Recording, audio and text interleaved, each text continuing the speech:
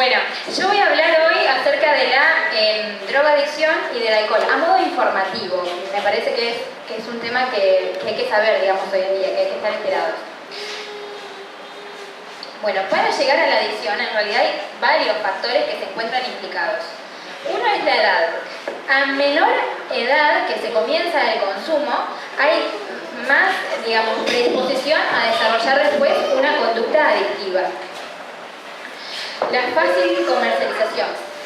Después voy a leer unas estadísticas que dicen que la mitad, un poco más de la mitad de las personas que quiere consumir una droga sabe hoy en día dónde conseguirla y tenerla en su poder en menos de un día, en menos de 24 horas. La conducta adictiva, bueno, esto es un rasgo de la personalidad que no todos tienen. El contexto social. Hay algunas drogas que están, digamos, muy de moda, por ejemplo, en los ambientes cerrados, como en los boliches, en las fiestas electrónicas, y hay otras drogas que son muy comunes en los sectores socioeconómicos bajos. Pero sin duda, para llegar a la adicción, el principal factor de riesgo es iniciar el consumo. Todo el que comienza a consumir una droga es un potencial adicto. Bueno, para contarles un poco cómo actúan las drogas en el cerebro, pensé en repasar, digamos, un poquito, no muy largo, de anatomía, para que no se aburran. Pero bueno, ¿cómo se transmite la información en nuestro cerebro? Es por medio de esto, que está marcado ahí a su derecha, que es, digamos, una comunicación entre dos neuronas, ¿no? Así viaja la información en el cerebro. Una neurona libera una sustancia. Dependiendo de la sustancia, la otra la recibe y se genera un acto, digamos, una sensación, un movimiento, un pensamiento. En nuestro cerebro, las drogas actúan en un área puntual, que es el área de las emociones, que es ese que está ahí coloreado, en donde se encuentra, bueno, obviamente, el centro del placer. Y entonces acá vemos un ejemplo. En la imagen de la izquierda vemos, por ejemplo, cuando uno come un alimento, lo que pasa en este centro del placer, ¿no? Se libera acá dopamina. Esta es la sustancia que actúa en el centro del placer. Entonces, una neurona la libera, la otra la recibe y la persona tiene una sensación placentera. Y vemos lo que pasa en la drogadicción, cuando uno consume cocaína. Las cantidades de dopamina que se libera son exageradas y así lo es también la sensación placentera. Por eso, por esta acción que se produce en el cerebro, la persona termina teniendo una dependencia a la droga. Así una persona que abusa de las drogas eventualmente se siente aplacada, sin vida, deprimida y es incapaz de disfrutar de las cosas que antes le resultaban placenteras. La persona necesita seguir consumiendo una y otra vez para tratar de mantener, o sea, esos niveles tan elevados de dopamina. O sea, es una dependencia orgánica que se genera. Y solamente se empeora el problema porque se produce un círculo vicioso. Ahora, en esto hay una alteración de la función normal. Las neuronas no están preparadas para esto. Entonces, las neuronas se atrofian algunas y muchas se mueren. ¿Hasta ahí vamos bien? ¿Ustedes me pueden frenar, hacerme preguntas? ¿Me pueden hacer preguntas? ¿Mi suegro? ¿Me pueden hacer preguntas? Listo. Bueno, y acá tengo algunas imágenes. Estas son unas tomografías que lo que marcan es la actividad, digamos, la actividad normal del cerebro. En la imagen a la izquierda, esto es un control saludable de cómo está funcionando en una persona, digamos, que no consume, el centro del placer. Esta área en donde actúan las drogas. Y esto es en un drogadicto. Bueno, tenemos, digamos, el cerebro normal, en la imagen de la izquierda, la actividad normal del cerebro, y en un adicto a la cocaína. Porque aunque las drogas actúan en un lugar, afectan a todo el cerebro. O sea, todo el cerebro se atrofia y todas las neuronas se mueren. Pero también vemos cómo en la abstinencia, o sea, en una persona que deja de consumir, se recupera de a poco la función normal del cerebro. Ahí tenemos en la imagen del medio una abstinencia de 1 mes y después en la de la derecha una abstinencia de 14 meses. Nunca se recupera a la normalidad, pero sí se recupera la función normal al abandonar la drogadicción.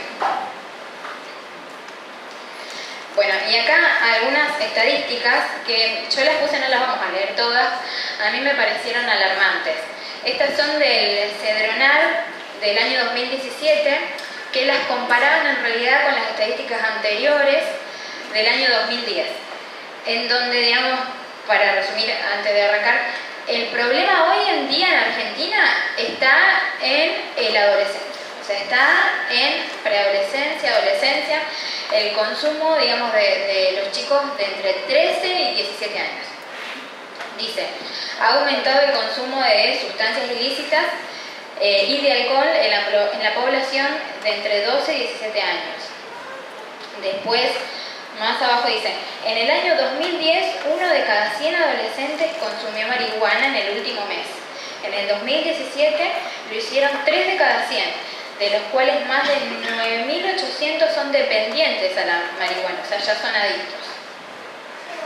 En comparación al año 2010, en el 2017 se duplicó el porcentaje de adolescentes que considera que no es riesgoso fumar marihuana alguna vez.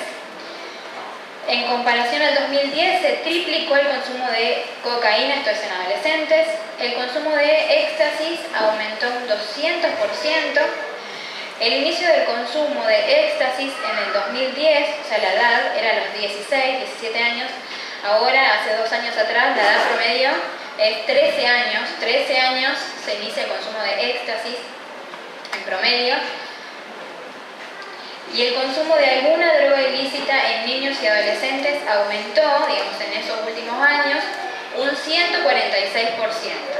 Entonces, hoy en Argentina el problema del consumo de alcohol y drogas está en los adolescentes. Se ha bajado mucho la edad en los últimos años. Antes eran los jóvenes.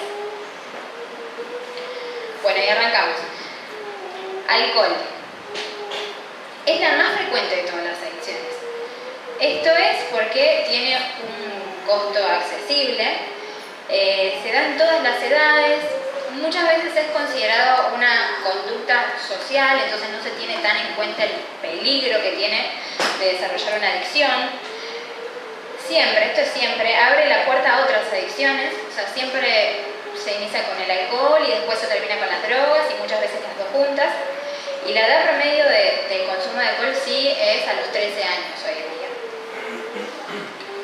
¿Cómo llega una persona al abuso del alcohol? Esto es por medio de 4 etapas, que se respetan casi a la perfección en un adolescente. La primera etapa es la de inicio, o la de prueba, en donde llegan por curiosidad, porque otros amigos tomaron. Después viene la etapa de atracción, en donde ya, digamos, se ha sentido placer al consumir. Después viene la de la intoxicación, en donde ya el consumo fue a grandes cantidades, generalmente y en pocas horas, o sea, hablo de los adolescentes que salen una noche de fin de semana y consumen grandes cantidades. Esta es la etapa de intoxicación, y después de esta ya se considera la persona dependiente, o sea, ya consume a mayores cantidades, cada vez más veces a la semana, ya es un adicto, digamos. Y un poco de las consecuencias del abuso voy a hablar. Bueno, hay agudas y crónicas. Las agudas son las que conocemos todos. Caídas, porque hay pérdida del equilibrio. Una persona que está alcoholizada pierde el equilibrio. Accidentes de tránsito ocurren muy frecuentes. Recién veníamos con Bruno por acá y vimos que estaba la policía, había un auto que estaba subido a la vereda y dijimos, esto fue un borracho que estacionó anoche, porque es real. Bueno, ahogos, porque en el coma alcohólico puede haber vómitos, entonces la persona se ahoga. Suicidios y homicidios, porque acompaña un estado depresivo. Enfermedades de transmisión sexual, bueno, como ya dije, coma alcohólico. Esas son las agudas. Y las crónicas son cirrosis. Bueno, en la cirrosis hay pérdida de la función del hígado. Y para que se desarrolle cirrosis, una persona tiene que consumir a grandes cantidades de alcohol por día, durante 10 años, más de 10 años. Y yo me acuerdo que cuando yo arranqué a estudiar me llamó mucho la atención esto, porque es mucho que una persona tenga que tomar 10 años alcohol en grandes cantidades para que su hígado deje de funcionar. Pero sin embargo, los hospitales y los sanatorios están llenos de pacientes cirróticos, están llenos. Cáncer, no solamente de hígado, también de esófago y alteraciones psiquiátricas. Bien, bueno, eso con respecto al alcohol. Y ahora voy a hablar de las drogas. Esto no me voy a detener mucho en cada una, sino más a modo informativo, digamos, las principales, las que más se conocen hoy en día, algunas características. Bueno, el éxtasis. El éxtasis en realidad era un fármaco. Esa es la sigla MDMA, porque tiene ese nombre que es muy largo. Y este fármaco fue creado en Alemania como un psicotrópico a finales del siglo XX. Lo llamaban la penicilina para el alma, porque parecía mejorar la comunicación en las sesiones con los pacientes, o sea, los psiquiatras las empezaban a usar. Ellos estaban podían entender mejor sus problemas, los problemas de sus pacientes. Pero nunca fue aprobada por la FDA. La FDA, digamos, es la que se encarga de habilitar las drogas que salen a la venta en Estados Unidos, nunca fue aprobada. Los efectos duran entre 3 y 6 horas y se suelen mezclar con otras drogas y ahí es más peligroso. Las metanfetaminas, la cafeína, la efedrina y la cocaína. Bueno, vieron lo que habíamos dicho antes, lo que habíamos repasado acerca de las neuronas, en donde según la sustancia que se libera es la acción que se produce. Bueno, esta produce placer, pero además libera otras dos sustancias en el cerebro. Una es serotonina. Bueno, la serotonina lo que hace es regular los estados de ánimo y se encarga de mantener el sueño vigilia, el estado de sueño vigilia. Y la temperatura corporal. Bueno, esas dos, la regulación de los estados de ánimo y del sueño, explica un poco por qué esta droga se consume en los boliches, en las fiestas electrónicas. Los jóvenes que la consumen pueden estar toda la noche despiertos y bailando. Y no sé si se acuerdan lo que pasó en el Time Warp hace unos años, esa fiesta electrónica tan importante en Buenos Aires, en donde se murieron muchos jóvenes, un par de jóvenes por justamente consumir éxtasis. Eso fue por esto, porque el éxtasis afecta la temperatura corporal, en donde aumenta a niveles mortales, produce una hipertermia maligna y termina, digamos, matando a la persona. Y también se libera epinefrina, que es lo que hace estar a la persona en un estado de alerta, como excitado todo el tiempo. Bueno, ahí tenemos una fotito en donde, bueno, también el éxtasis afecta a las conexiones neuronales. Eso es un control normal en comparación a una persona que consumía hace 7 años éxtasis. Y esto me lo puse para acordarme de contarles algo que a mí me pasó con respecto a esta droga. Yo estaba en primer año de la especialidad y me mandaban a hacer guardias externas. No estaba preparada para hacer guardias externas, pero me mandaban a la guardia a recibir cualquier tipo de pacientes, ambulancias. Bueno.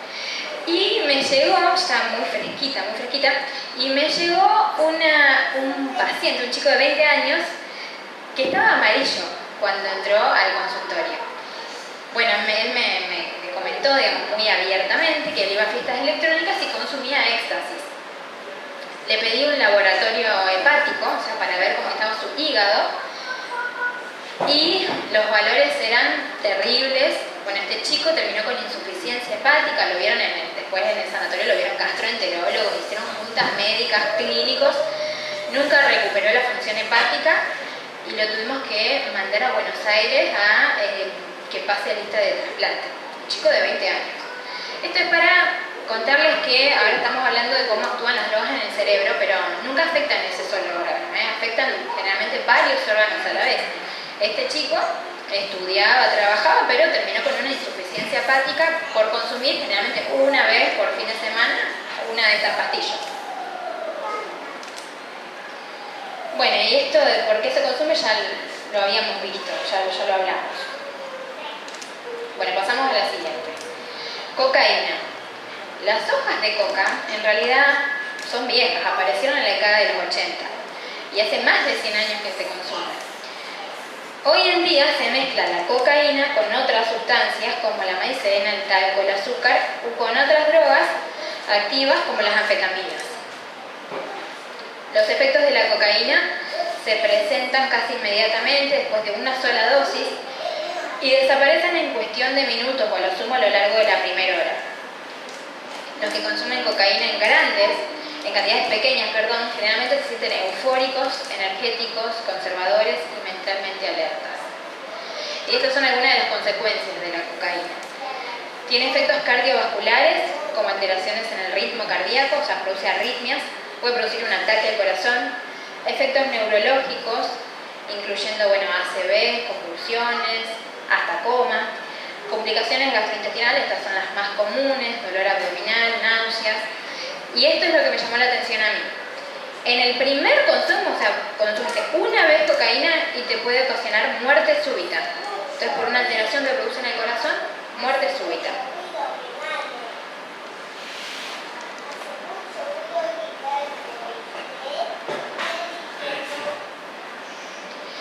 El paco. Bueno, el paco, si hay algo peor que la cocaína, que se considera entre las peores drogas, peor es el paco. El paco es como una cocaína barata, es la pasta de base de la cocaína. Es una droga de bajo costo y está elaborada con residuos de la cocaína y escuchen con lo que se procesa.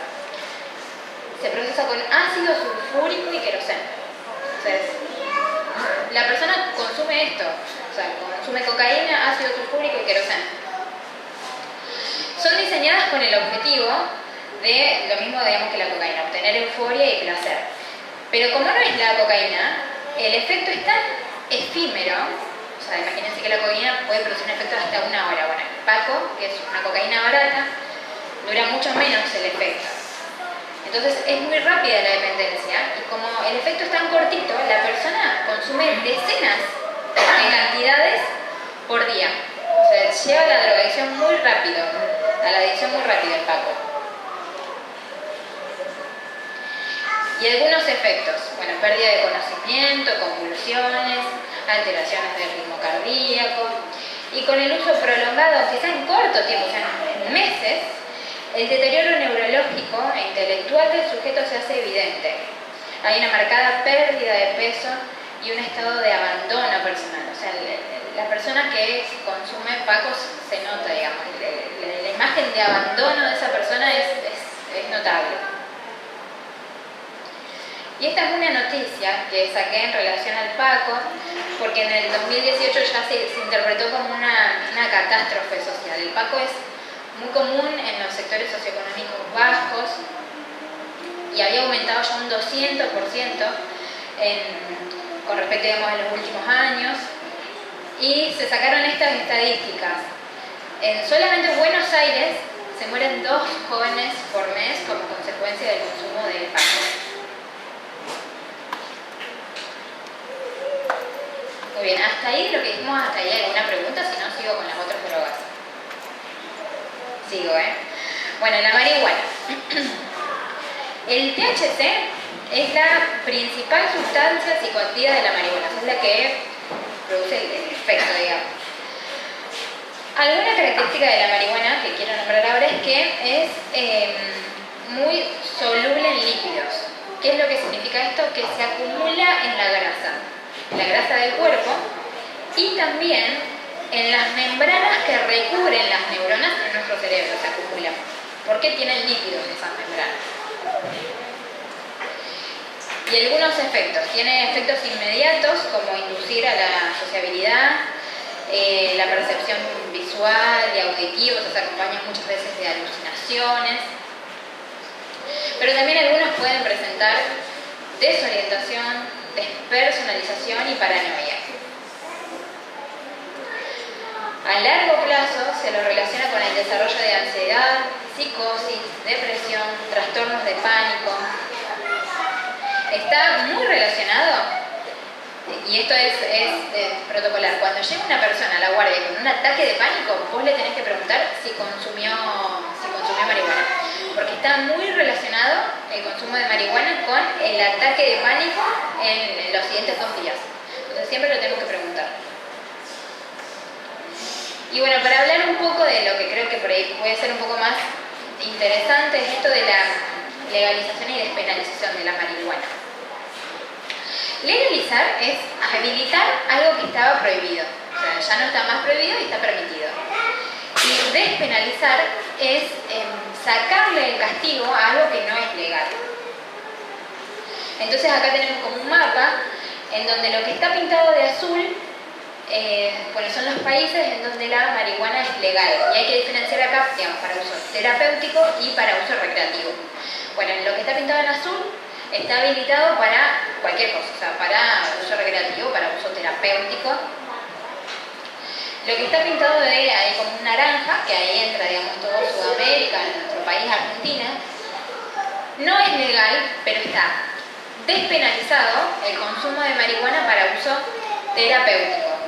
En donde, digamos, ¿esto qué significa? Si un médico lo receta y vos tenés, digamos, ese aval para una enfermedad, o sea, para varias enfermedades oncológicas, enfermedades, por ejemplo, epilepsia, fibromialgia, bueno, ese tipo de enfermedades, si vos tenés el aval y en una cierta cantidad, digamos, el consumo indiscriminado en una cierta cantidad, está despenalizado, o sea, nadie te puede penar o mandar a la cárcel por consumirlo.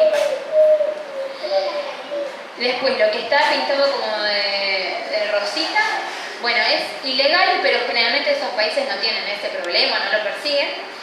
Y lo que está pintado de rojo, digamos, es ilegal, y si te encuentran por uso recreativo o terapéutico, te mandan a la cárcel.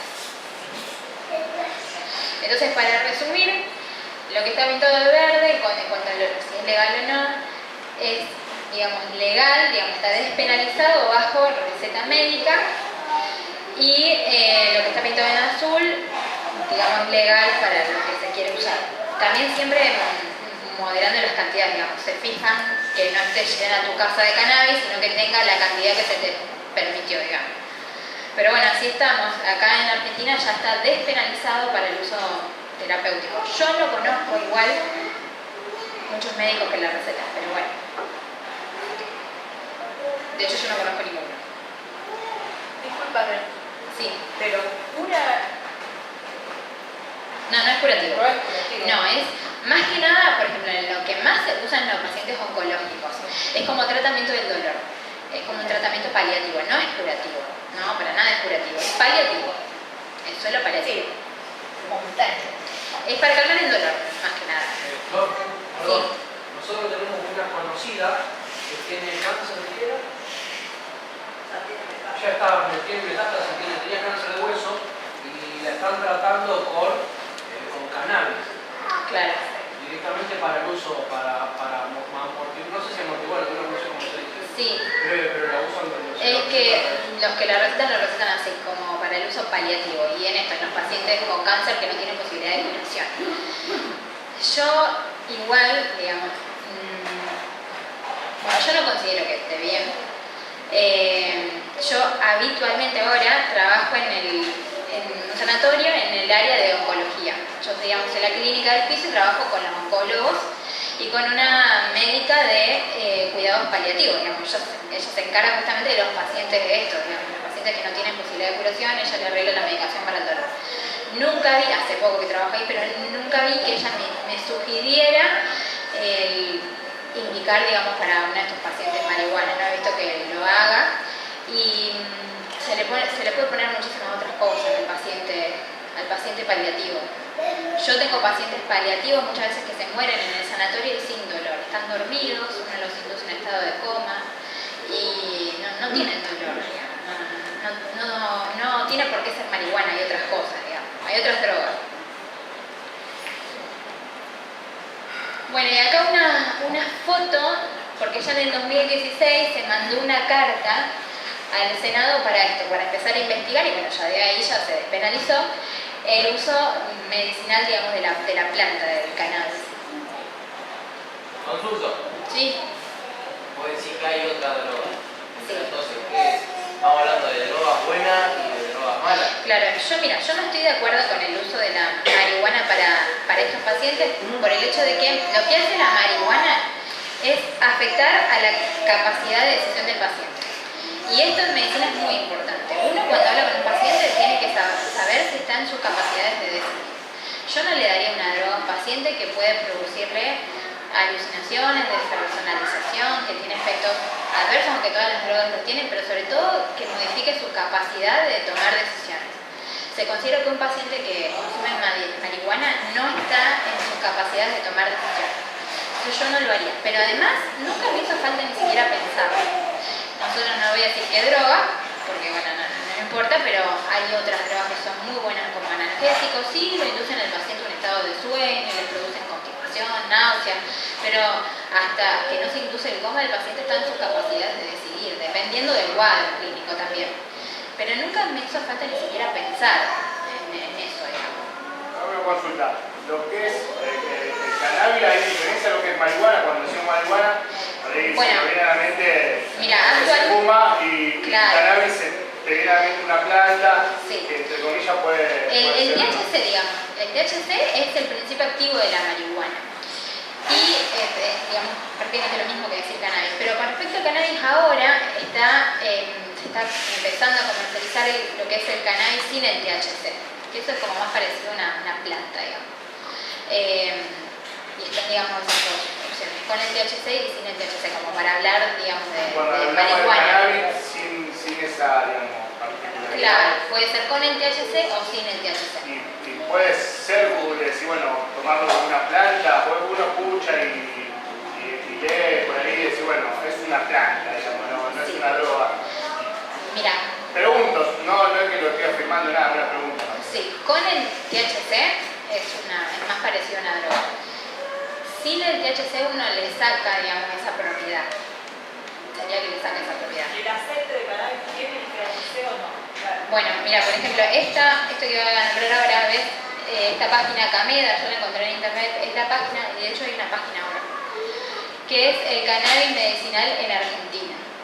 Bueno, esto, digamos, comercializa el cannabis con el THC, ahí cuando yo encontré esa página, digamos. Pero están empezando a comercializar el cannabis sin el THC. De las dos formas. De las dos. Sí. Una consulta. El THC en sí, ¿ya lo trae la sustancia de la hoja de marihuana en sí? Naturalmente hablando, porque Sí. hablando, yo he tenido contacto alguna vez con gente, años atrás, ¿no? Que tenían hojas en su casa. Sí, Para consumo esa planta trae el THC, pero lo que están tratando de hacer ahora es de sacarle eso y de como conservar otras propiedades de la planta. Pero sí, la planta lo trae. Y sin el THC también ayuda a aliviar el dolor, por lo que me han dicho. Sí, podría servir. Lo que pasa es que con el THC justamente hace esto, induce a la persona como un estado placentero. Entonces por eso, digamos, se usa más que nada en esas etapas, en etapas paliativas para los pacientes oncológicos, porque dentro de todo pueden estar bien, digamos. Por eso se usa. Disculpame. ¿Alguna pregunta más? Sí, cuando vos decís que una persona no está dentro de sus cabales por el consumo de la marihuana, en este caso puntual, Sí. cuando se receta marihuana, por ejemplo, para un paciente que tiene fibromialgia, para tratar el tema de los dolores, una persona que se pasa aceite de cannabis en las piernas, ¿no está dentro de sus cabales? Depende de las cantidades en que se consume. O sea, a lo que voy, la pregunta es, ¿el efecto del consumo de la marihuana, tanto en la forma tradicional de fumarla, como el de pasarse el aceite por la piel es el mismo? Mira, se considera de manera, no sé, la parte tópica la verdad que no la conozco, pero en el consumo se considera, y esto es legal, digamos, en la abogacía, que esa persona no está en capacidad de tomar decisiones. Depende igualmente de la dosis, digamos, que consuma y de las características del estado clínico del paciente también, ya te digo. O sea, no es igual en todos los pacientes, esto no es igual, pero de manera legal, y esto es ya, digamos, saliendo del ámbito de la medicina, desde el tema legal, se considera que una persona no es, o sea, se puede poner en tela de juicio si tomó una capacidad, si lo hizo de manera consciente o no, si es que estaba consumiendo marihuana. pero no es igual en todos los pacientes. La parte tópica no la conozco, te digo los que consumen, y esto ya es un ámbito legal. Bien. Es súper... Mirá, cuando yo di este taller en mi iglesia, no iba a hablar de la marihuana porque es súper discutido, y más porque, por esto, digamos, por el aceite de cannabis, porque ahora se despenalizó, hace unos años atrás, digamos, no, ya sabía que era ilegal y listo, y los que lo consumían eran penalizados. Es muy discutido, y incluso en el ámbito de la medicina yo sé que hay médicos que la recetan, o sea, eso es real, porque se despenalizó es porque hay médicos que la recetan. Yo no conozco ninguna.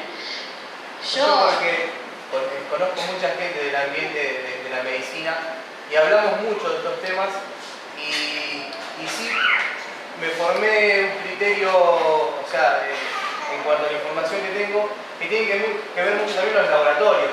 Hay una guerra de laboratorios donde uno va a decir no, hay que consumir cierta droga que está aprobada por el laboratorio y termina siendo más el comercio, o sea, el negocio atrás de eso, que en realidad de la legalidad o la penalización que tiene que consumir marihuana. Claro, sí, no, eso es real. Sin ir más lejos, hasta podría decirte que me han dicho especialistas oncólogos que la cura del cáncer ya existe y no se da a conocer por cuestiones del mercado negro que hay detrás de los laboratorios. Entonces, decir que consumir marihuana en el sentido de una persona, ¿no?, que está enferma con uso tópico del aceite de cannabis, está mal, pero está bien consumir cierta droga que produce el laboratorio Roche. Claro, bueno, el tema del laboratorio es otra cosa, digamos, sí es verdad que es una gran empresa, pero yo, digamos, acá estoy hablando de esto, de dar marihuana o no, independientemente de cuál sea la empresa farmacológica, digamos, que lo comercializa. Si es real, lo de la cura de cáncer, no lo sé, la verdad es que no lo sé. Sí sé que en oncología las drogas que usan para el cáncer son muy caras, digamos, te puedo decir eso, pero tienen precios reales. Entonces, bueno, no lo sé, no creo, pero no lo sé. Pero sí es real. Y en realidad muchas veces, digamos, en medicina, y yo como cristiana, tengo que tratar de hacer lo correcto porque a veces la medicina se toma como comercio. Muchas veces los directivos de los sanatorios, de los hospitales, ellos tienen el signo pesos en sus ojos, digamos. Entonces, bueno, y hay médicos que también, y hay médicos que no. Yo no estoy de acuerdo con el uso de la marihuana para uso terapéutico. Yo como médica, porque sé que hay otras drogas que no producen efectos, digamos, psicotrópicos en el paciente, no afectan su capacidad de tomar decisiones, eso, digamos, en lo legal también me baso, y nunca me hizo falta, digamos, en la práctica. Ahora trabajo con los oncólogos y en cuidados paliativos, soy la clínica de un piso en un sanatorio y no hace falta pensar, este paciente no mejora con el dolor, hay muchísimas drogas que se pueden poner, entonces no, la verdad que no, tampoco en la práctica me hace falta pensarlo, pero yo no estoy de acuerdo. Perdón, en eso que estás diciendo, incluir el aceite de cannabis. ¿Cómo? Incluir el aceite de cannabis. El aceite de cannabis con THC, sí. Con THC, que es el principio activo. ¿Alguna pregunta más sobre esto? Es un tema súper discutido y yo tengo mi opinión. Lo que pasa es que también como médica cristiana, no creo nunca que esté yo de acuerdo con el uso de la marihuana para uso terapéutico. Por el tema del testimonio y demás me parece que nunca estaría de acuerdo. La verdad es que no. Por lo menos con el aceite de cannabis, con el THC, que es el que se usa para esos pacientes, para los pacientes terapéuticos habitualmente. ¿Alguna pregunta más sobre este tema? Sigo, bueno, me dice mi esposo que siga. Bueno, pasamos al Poxirram. Es una droga que es muy utilizada ahora. En realidad el Poxirram es la marca comercial. El principio, digamos, es el tolueno. Se inhala, actúa directamente en el cerebro y produce euforia y alucinaciones. Y bueno, el principal efecto que produce como efecto adverso es que puede producir una arritmia, y esto lo hace de manera frecuente, que lleva a la muerte.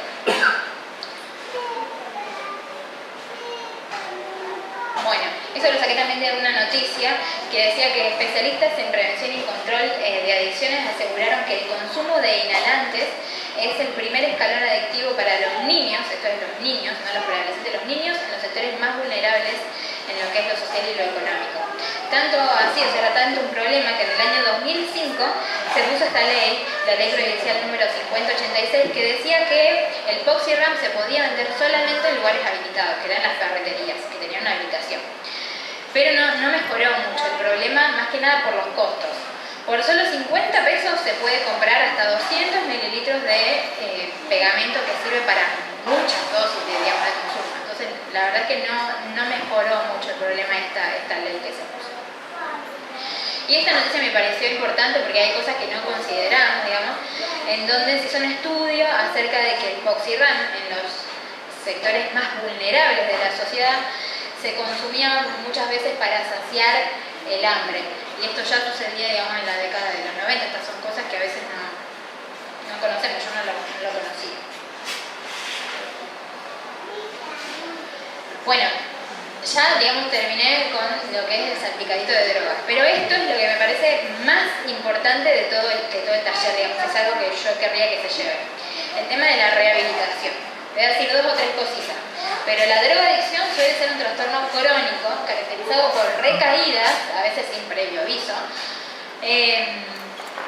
Por lo general, el tratamiento es un proceso a largo plazo que implica varias intervenciones y supervisión constante. Bueno, ¿de qué consta la recuperación de una persona drogadicta? De mermar la dependencia de la droga, esto es mediante la modificación de la conducta con psicología, pero también otras veces se necesita de psiquiatras que puedan dar fármacos, se dan antidepresivos y antiansiolíticos durante un tiempo, porque bueno, muchas veces con la psicología no alcanza. Evitar la recaída, que es el gran problema, digamos, en la persona drogadicta que quiere abandonar la recaída, y esto es con supervisión constante, con grupos de apoyo, bueno, hay padrinos, digamos, que pueden acompañar a estas personas.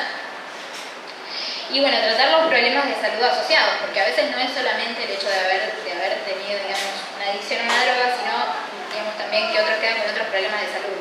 Como dijimos, la droga afecta a todo el organismo, pero también se relaciona muchas veces con otras enfermedades como HIV o hepatitis, sobre todo en los que consumen drogas endovenosa. Y bueno, después la depresión y la ansiedad, que es el gran problema en todos los pacientes que abandonan la droga. Muchos terminan con depresión y requieren la mayoría de fármacos, por lo menos al principio. Bueno, por esto yo creo que siempre debemos derivar a un adicto, un especialista, digamos. Si nosotros conocemos a una persona que quiere abandonar el consumo de la droga, por más que nos diga que nunca más va a volver a probar, creo que es nuestra responsabilidad siempre derivarlo a un especialista, digamos, a un médico que pueda controlar su salud y a un equipo que esté preparado para supervisarlo, acompañarlo, para evitar que esta persona recaiga. Eso es lo que me gustaría que quede, digamos, para que nosotros, digamos, yo considero que es nuestra responsabilidad.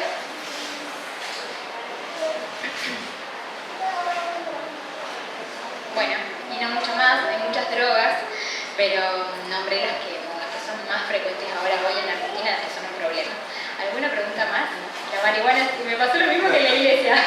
Los jóvenes también, solo preguntando acerca de la marihuana. ¿Pero alguien tiene alguna otra pregunta? No, ya está, ya se lo sacaron todos. Muy bien. Es un tema muy actual y el tema de la marihuana siempre es para charlarlo. En los jóvenes, que ya dio este mismo taller, también estuvimos media hora hablando del tema, porque es un tema muy hablado, muy discutido. Es importante que como creyentes, como trabajamos con niños a veces, con adolescentes, estemos informados de las consecuencias que trae este tipo de conductas y que sepamos también estar atentos a identificarlas. Lo voy a decir porque ella me lo dijo en la foto que ponía ahí de un negocio en Rosario que vende todo para cultivar, que está cerca de mi casa. ¿Me explico? ¿Está bien? Entonces, por eso está bueno saber identificar y saber entender por dónde viene la mano y que estemos atentos también a las consecuencias, porque se empieza a hacer, como fue el alcohol hace muchos años, la epidemia del alcohol, algo tan común que antes no se veía. Cuando yo era más joven no se veía por la calle tanto como ahora. El otro día el negocio, ¿cómo estaba? Entra un pibe medio con una bicicleta en cuero y yo le abro la puerta para que meta la bici, ¿viste? Sí, pasá, estoy en cuero. Y pasaba con el porro prendido al negocio. Y le digo, el faso déjalo afuera. Sí, tenés razón, maestro. Viste, todo bien, pero el tipo tan natural que entraba un viernes a las 5 de la tarde al negocio con un faso de marihuana prendido. Entonces, bueno, algo muy natural, se va naturalizando, pero tiene consecuencias tremendas. Ahí ella explicó y hay un montón de problemas y sobre todo la introducción a drogas más fuertes, que después no alcanza el efecto de esa droga. Así que bueno, para estar atentos. Yo tengo 10 minutos, capaz que me paso 5 más, si no se ofenden del horario que son las 12, para hacer alguna conclusión y algún pensamiento acerca de esto de las adicciones, pero yo pensaba en otras adicciones. Ustedes saben, por ejemplo, qué es la nomofobia. Nomofobia. Acá creo que la gran mayoría, hasta los más grandes también, tenemos un poco esta adicción. Anto sabe, ¿no? La nomofobia es la adicción al teléfono celular. Es una adicción. Está comprobado que hay un montón de gente que no se puede acostar sin chequear, que lo deja al lado de la mesita de luz y cuando se levanta para ir al baño, revisa Facebook a ver qué pasó a la noche, no sé para qué. Y a veces uno se encuentra también haciendo un scroll de pantalla para ver qué pasa en Instagram y la verdad no importa. Y bueno, esa es una adicción. Hay otra adicción que se llama vigorexia. ¿Alguien sabe qué es la vigorexia? Vos la tenés esa. No. La vigorexia es la adicción al ejercicio físico. ¿Está bien? No te digo como mi mamá que nada 2 horas por día y sale a caminar. Eso estaría bien. Hay gente que es adicta al ejercicio, que no puede vivir sin estar 2 o 3 horas por día en el gimnasio haciendo alguna actividad física. Realmente tiene problemas psicológicos y fisiológicos si no hace mucha actividad física todos los días de su vida. La adicción a la comida, tanto los que comen mucho y no pueden controlarlo, como los que comen poco y están a dieta todo el tiempo y se obsesionan con eso, es un problema de adicción. Después está el TIC, que no es el TIC es el TIC es la adicción a la tecnología. Esa gente que siempre quiere tener el último celular, la última notebook, la última tablet, el auto que tenga todas las funciones. Bueno, es una adicción también. Son todas adicciones que son más comunes, quizás menos dañinas que las de las drogas fuertes, por supuesto, pero son adicciones también.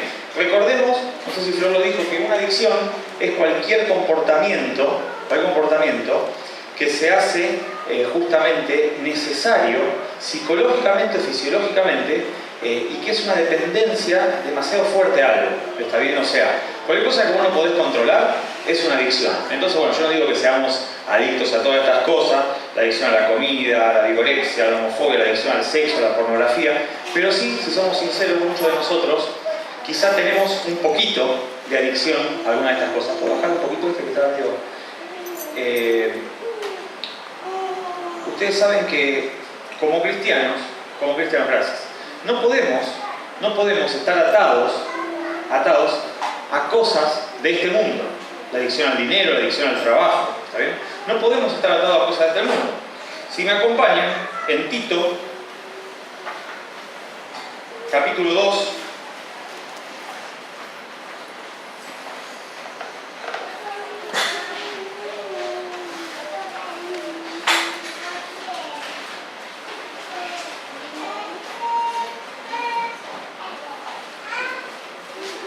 Tito 2, 11 y 12 dice: porque la gracia de Dios se ha manifestado para la salvación a todos los hombres, enseñándonos que renunciando a la iniquidad y a los deseos mundanos, vivamos en este mundo, en este siglo, sobria, justa y piadosamente. Entonces cualquier cosa que te hace no estar sobrio, que te hace dejar de ser piadoso, está mal, porque no es vivir como Dios quiere que vivamos. Entonces les pido que me acompañen porque vamos a hacer un pequeño devocional en 1 Pedro, capítulo 4. Ya vamos terminando, no se preocupen.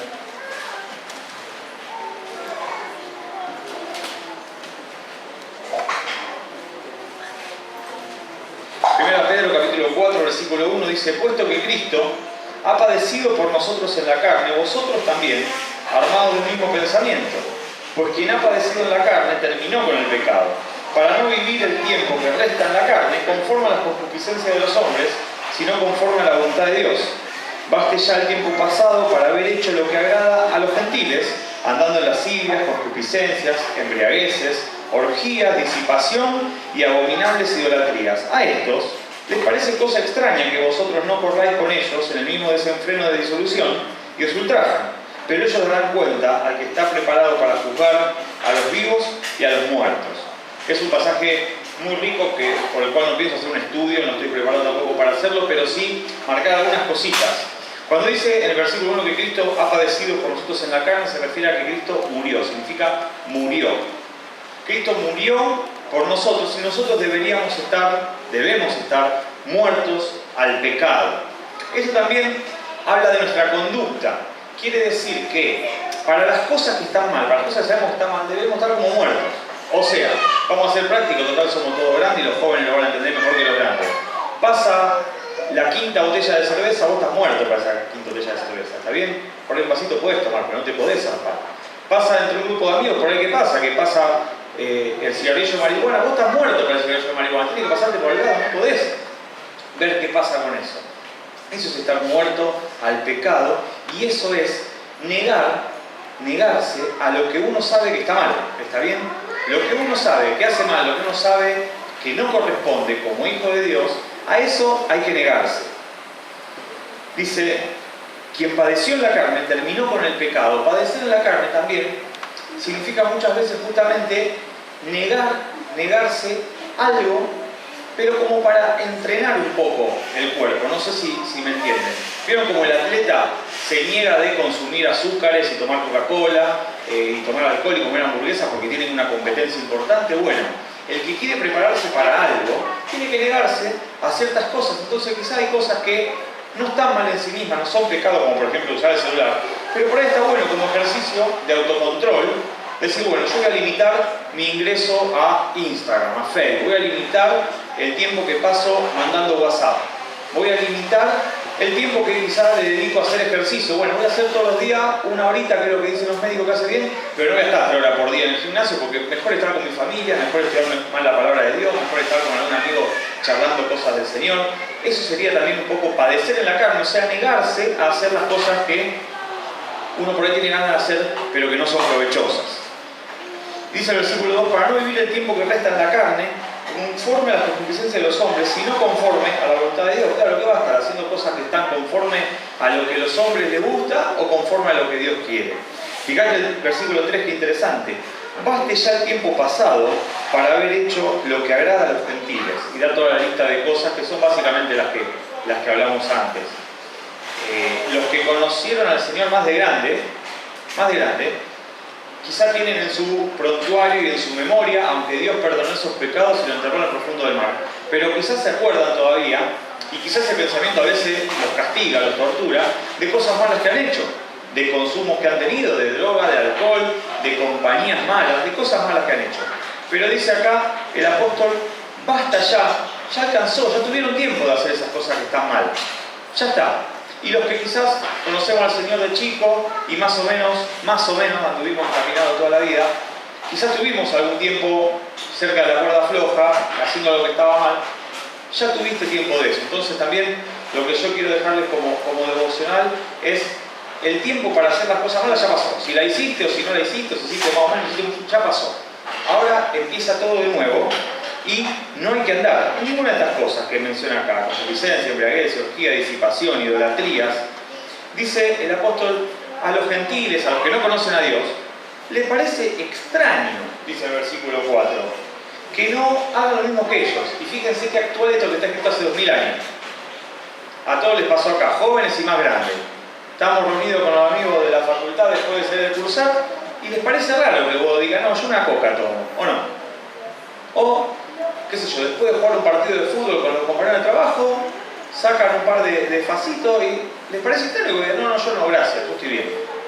¿Está bien? ¿Les parece extraño? ¿O les parece extraño que no salgan a bailar los jóvenes y que no estén 6 horas bailando como unos giles en un boliche? ¿Que no te deja tu pastor? No, que no me deja mi pastor, no me gusta, no me interesa, qué sé yo. ¿Les parece extraño? ¿Por qué les parece extraño?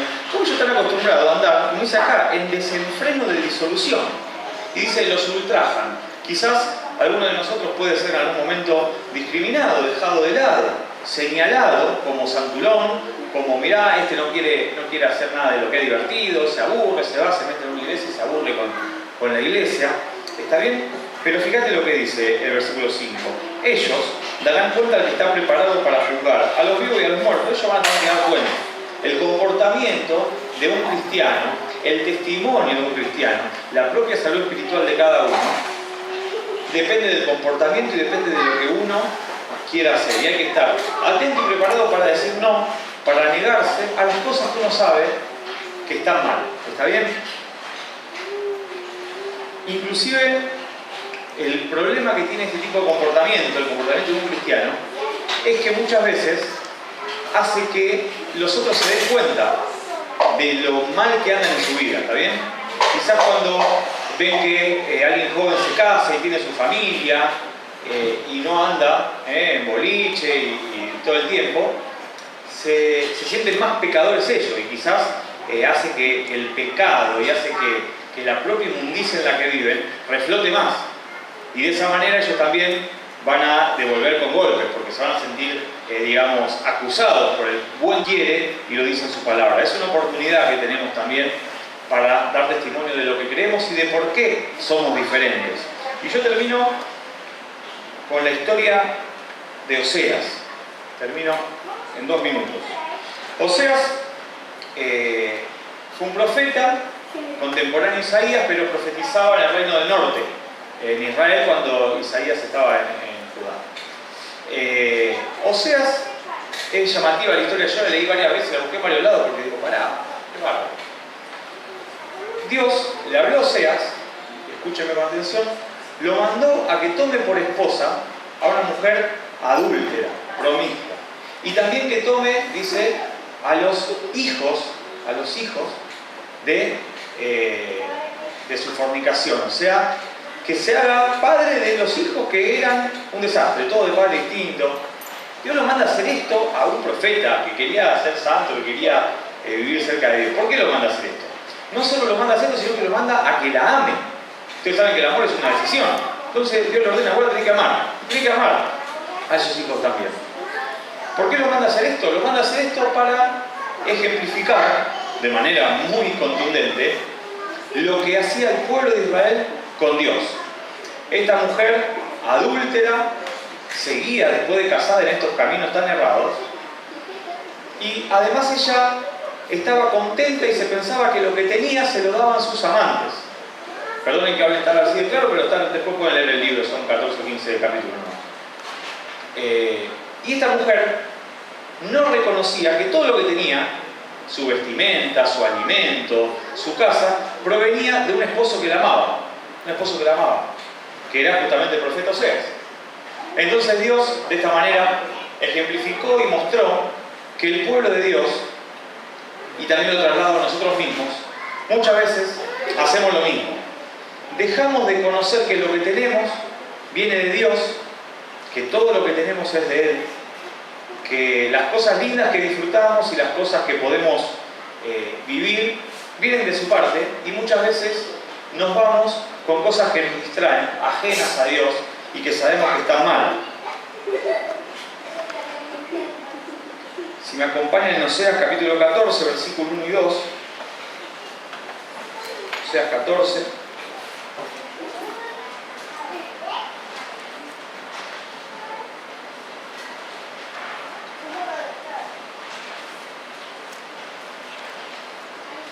El profeta Oseas dice: vuelve, oh Israel, a Jehová tu Dios, porque por un pecado has caído. Llevad con vosotros palabras de súplica y volved a Jehová y decidle: quita toda iniquidad y acepta el bien, y te ofreceremos la ofrenda de nuestros labios. Como dice el apóstol Pablo, no tenemos que presentar nuestros cuerpos al pecado, a la maldad, a la inmundicia, sino presentar nuestra vida como un sacrificio vivo. Y es lo que Oseas suplicaba al pueblo de Israel: preséntense, supliquen, vuelvan a Jehová y pídanle que quite toda la iniquidad y acepte el bien, y vamos a alabar tu nombre, Dios. Entonces es un llamado para nosotros en esta mañana que dejemos la maldad, dejemos las cosas de lado que están mal, que le supliquemos al Señor que nos perdone por lo que hemos hecho, por lo que a veces seguimos haciendo que está mal, y que acepte nuestro sacrificio de alabanza, que no es solamente una canción, por más linda que puede ser, sino que es la obediencia del día a día. Y terminamos ahí nomás en el versículo 9, termina el libro de Oseas así, Oseas 14:9, dice: ¿quién es sabio para que entienda esto y prudente para que lo sepa? Porque los caminos de Jehová son rectos y los justos andarán por ellos, mas los rebeldes caerán en ellos. Acá no los conozco a todos, pero todos o la gran mayoría, gracias a Dios, andamos en los caminos de Jehová. Ahora, podemos como justos andar en los caminos de Dios, o podemos como rebeldes caer en ellos. ¿Se entiende? Aunque estemos en el camino, podemos tropezarnos con cosas y caer en el camino. Dios nos ayude, nos permita caminar fielmente por este camino y no tropezar con ninguna rebeldía. Terminamos orando. Padre que estás en el cielo, gracias te damos en esta mañana por Jesucristo nuestro Salvador, porque Él nos da todas las cosas y porque todo lo que tenemos es tuyo. Y Señor, queremos pedirte perdón por tantas veces andar tropezándonos por el camino, equivocándonos, Señor, haciendo cosas que sabemos que están mal. Y te queremos pedir tu ayuda para poder ser fieles, para poder vivir de acuerdo a tu voluntad, para poder rechazar las cosas que sabemos que nos hacen mal, que nos separan de vos, que manchan nuestro testimonio. Señor, ayúdanos que podamos como cuerpo, como iglesia, ser de gloria para vos, que podamos llevar alegría a tu corazón con nuestra fidelidad y con nuestra obediencia. Bendecinos, Padre amado, en el nombre de Jesús. Amén. Hermanos, muchas gracias por la atención. Buenos días. Bueno, queremos dar gracias a Bruno y a Florencia por su compañía. Realmente creo que comparten ustedes que estuvo bueno este taller y pedimos que el Señor bendiga la vida de Bruno y de Florencia, también de su bebé, allí en el lugar donde el Señor les ha puesto, que están trabajando ellos hace unos cuantos años como líderes de jóvenes. Así que pensando en los jóvenes que tienen ellos allá y los chiquitos que nosotros tenemos acá, que durante el año pasado han llenado la actividad de los preadolescentes, de los adolescentes, uno ora tanto en casa, ¿no? Nosotros oramos tanto con Marcela por los chicos de la congregación, porque uno tiembla de pensar que los chicos nuestros sean alcanzados por todas estas cosas tremendas que afectan al mundo hoy.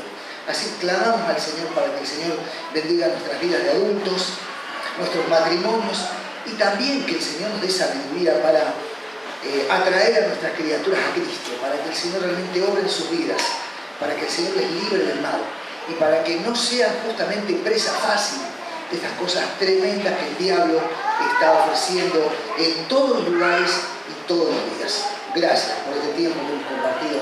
Damos al Señor.